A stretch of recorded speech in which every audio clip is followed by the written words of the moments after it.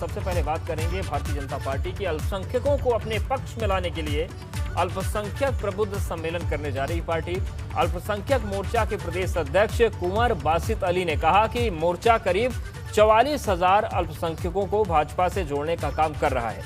बासित अली ने कहा कि हमारी कोशिश है कि अल्पसंख्यक समुदाय युवा अल्पसंख्यक मोर्चे से जुड़कर भाजपा का प्रचार करे। पार्टी है, यानी कि मुसलमानों से और सेक्युलरिज्म से दूर रहती है, तो उनके बीच में उनके विचारों को सुन करके एक योजना है कि पूरे प्रदेश के अंदर जाकर के युवा सम्मेलन अल्पसंख्यक वर्ग के हों, प्रबुद्ध सम्मेलन हों, प्रबुद्ध लोगों से बात हो, उनको पार्टी से जोड़ा जाए। तो जब पार्टी से वो लोग जुड़ेंगे तो जाहिर सी बात है कि इस बार क्योंकि उत्तर प्रदेश में एक बार पुनः प्रचंड बहुमत के साथ भारतीय जनता पार्टी सरकार बनेगी, तो उसमें अल्पसंख्यक युवाओं का और अल्पसंख्यक वर्ग के पढ़े लिखे लोगों का बड़ा रोल होगा। बसपा का प्रबुद्ध सम्मेलन जारी है। आज पार्टी ने आजमगढ़ और गाजीपुर में सम्मेलन किया, जिसमें पार्टी महासचिव सतीश चंद्र मिश्रा ने शिरकत की। पहली तस्वीर आजमगढ़ की है, जहां पर बालपुर खरेला गांव में इसका आयोजन हुआ। वहीं दूसरी तस्वीर गाजीपुर की है, यहां भी बसपा के प्रबुद्ध सम्मेलन में तमाम नेता और कार्यकर्ता जमा हुए। इस दौरान सतीश चंद्र मिश्रा ने भाजपा पर जमकर हमला बोला।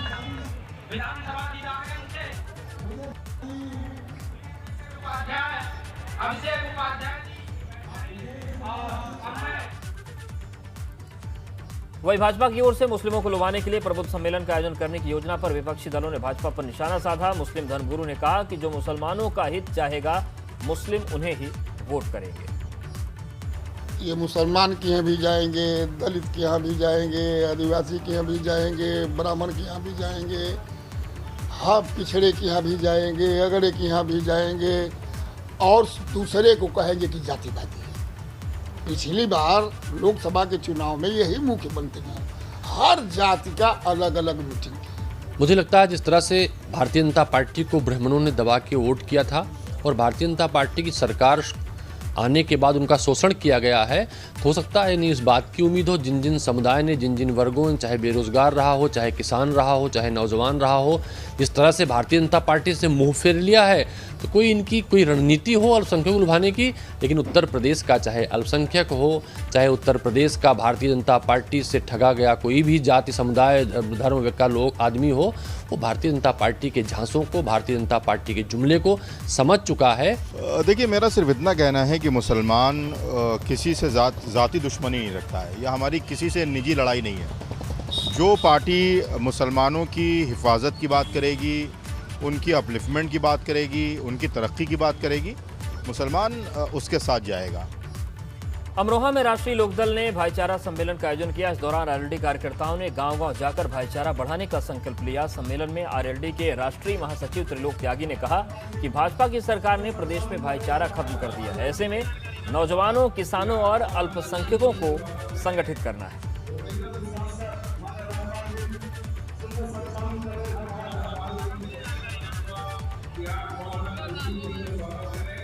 यूपी विधानसभा के मानसून सत्र के तीसरे दिन योगी सरकार ने अनुपूरक बजट पास करा लिया। कुल 7,301 करोड़ 51,58,000 रुपए के इस अनुपूरक बजट को 2022 के चुनाव के मद्देनजर योगी सरकार के बड़े दांव के तौर पर देखा जा रहा है, क्योंकि इस अनुपूरक बजट में योगी सरकार ने प्रदेश के 7,85,000 कर्मचारियों का मानदेय बढ़ाने के अलावा बजट में युवाओं, किसानों, गांव और प्रदेश में इंफ्रास्ट्रक्चर के लिए भी बड़े ऐलान किए हैं। इसके साथ ही अयोध्या और वाराणसी के विकास के लिए बड़े ऐलान किए गए।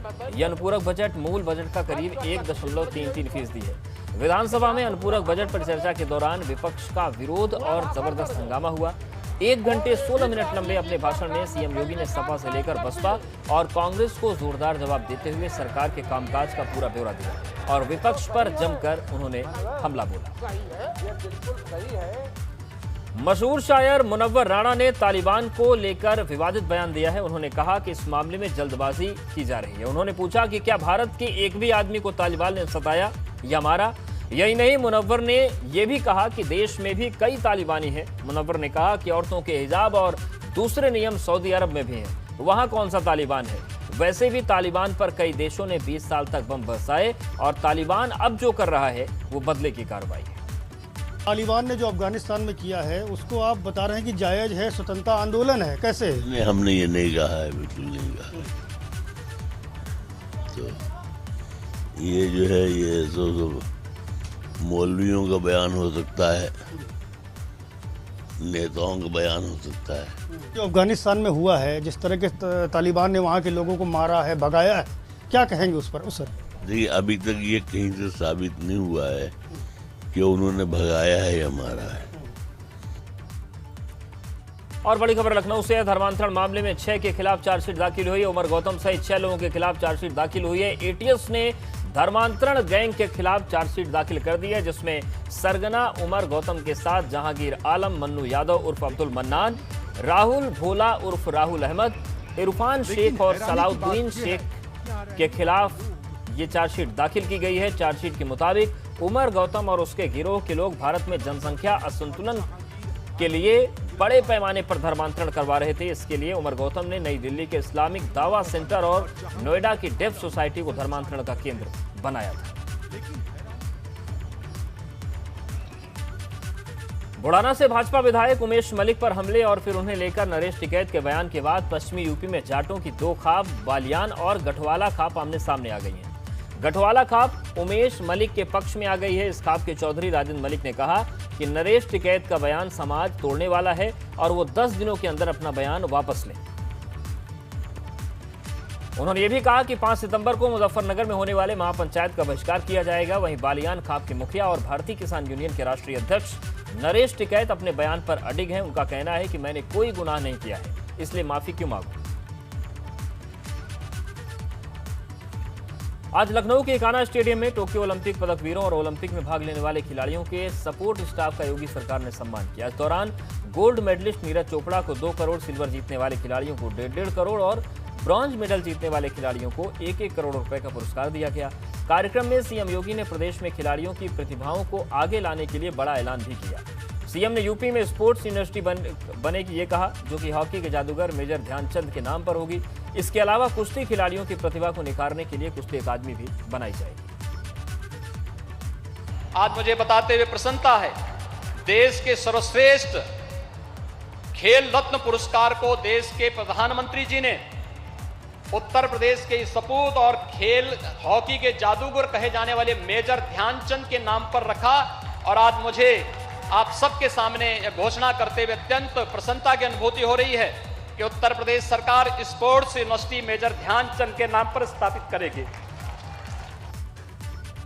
काशी विश्वविद्यालय में जल्द ही एक नए पाठ्यक्रम की शुरुआत होने जा रही है, जिसमें हिंदुत्व और सनातन परंपरा के इतिहास को पढ़ाया जाएगा। इसके लिए बाकायदा पूरा कोर्स तैयार किया गया है और इसी सत्र से इस कोर्स को शामिल किया जा रहा है। पाठ्यक्रम का हिस्सा होगा हिंदुत्व। काशी विश्वविद्यालय में हिंदुत्व की पाठशाला। वाराणसी की काशी हिंदू विश्वविद्यालय में जल्द ही नई क्लास की शुरुआत होने जा रही है, जिसमें छात्रों को हिंदुत्व के बारे में पढ़ाया जाएगा और इसकी शुरुआत इसी सत्र से होने जा रही है। भारत अध्ययन केंद्र में हिंदुत्व के कोर्स की होगी शुरुआत। 2 साल का होगा हिंदुत्व का कोर्स, 4 सेमेस्टर में पूरा होगा कोर्स। सनातनी परंपरा के मूल तत्व के बारे में पढ़ाया जाएगा। काशी हिंदू विश्वविद्यालय में भारत अध्ययन केंद्र के द्वारा विगत 7 माह के परिश्रम के उपरांत एमए इन हिंदू स्टडीज़ नाम का नया पाठ्यक्रम प्रारंभ किया जा रहा है। यह पाठ्यक्रम द्विवर्षीय है। इसमें 16 प्रश्नपत्र होंगे और विश्व के किसी भी स्थान पर रहने वाला विद्यार्थी, किसी भी विषय का विद्यार्थी हो, वो इसमें प्रवेश ले सकता है। सनातनी परंपरा से जुड़ी जानकारी को बढ़ाने के लिए काशी विश्वविद्यालय की तरफ से इस कोर्स की शुरुआत की जा रही है, जिसमें हिंदुत्व की तार्किक परिभाषा को पढ़ाया जाएगा। भारत अध्ययन केंद्र काशी हिंदू विश्वविद्यालय के अंतर्गत द हिंदू स्टडीज या हिंदू अध्ययन का पाठ्यक्रम इसी आगामी शिक्षा सत्र से प्रारंभ हो रहा है। इसके पीछे का उद्देश्य एक हमारा जो शाश्वत चिंतन है और जो चिंतन पूरे सृष्टि को साथ में लेके चलता है, उसे नई पीढ़ी को बतलाना और इसका महत्व समझाना कि हम चूँकि मानव सृष्टि का सर्वोत्तम प्राणी है। काशी हिंदू विश्वविद्यालय में शुरू होने जा रही हिंदुत्व के कोर्स को लेकर छात्रों में भी खासा उत्साह देखने को मिल रहा है, क्योंकि सनातनी परंपरा का पुराना इतिहास है, लेकिन उस इतिहास से अब तक भारतीय छात्र अछूते ही रहे हैं। की तपोस्थली काशी हिंदू विश्वविद्यालय में हिंदुत्व के कोर्स की शुरुआत होने जा रही है। इस सत्र से ये कोर्स छात्रों को पढ़ाया जाएगा और इस कोर्स के माध्यम से आने वाले दिनों में सनातनी परंपरा पर तार्किक चर्चा हो सके, इसका प्रयास किया जाएगा।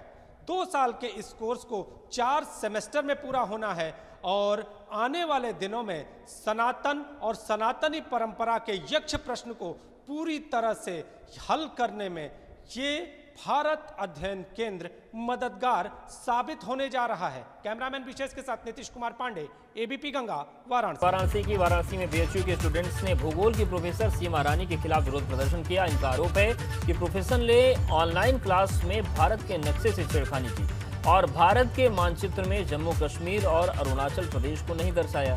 यहाँ के छात्र छात्राएं प्रोफेसर के निलंबन की मांग करते हुए बीएचयू के सिंह द्वार पर उन्होंने धरना शुरू कर दिया।